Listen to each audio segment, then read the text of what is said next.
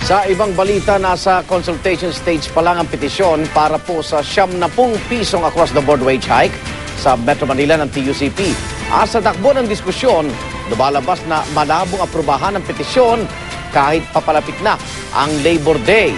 Saksi si Marisol Abduraman. Wala na lang 2 linggo bagong araw na mamanggagawa. Pero hanggang ngayon, nasa consultation stage pa rin ng NCR Wage Board ang petisyon para sa 70 pisong across-the-board wage hike na inihain ng Trade Union Congress of the Philippines noong March 10.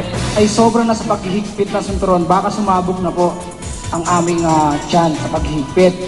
Kapos na po talaga ang sinisweldo namin.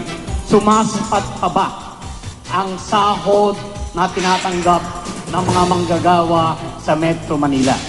Pero sa takbo ng diskusyon sa Wage Board ng Metro Manila, lumalabas na malabong aprubahan ang petisyon.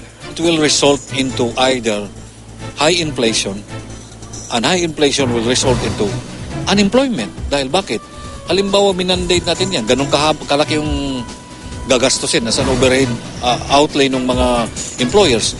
What they will do as a normal defense mechanism or self-preservation is they will downsize their operation in order to pay them. May mga employer na tanggap daw na kailangan taasan ang sahod, pero di matiyak kung magkano ang kaya nilang ibigay. Hindi naman po pwedeng para lang mabuhay yung isa, kailangang patayin yung ating partner.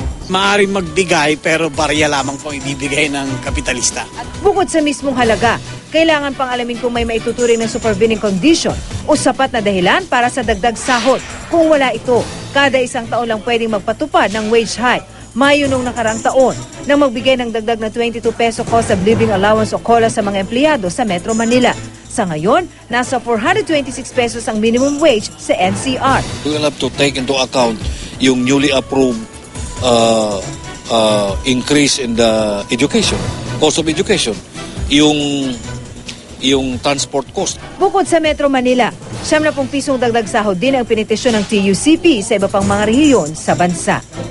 Magkaiba ba ang bitukan ng taga-probinsya at taga-Manila? Ako si Marisol Abduraman, ang inyong saksi.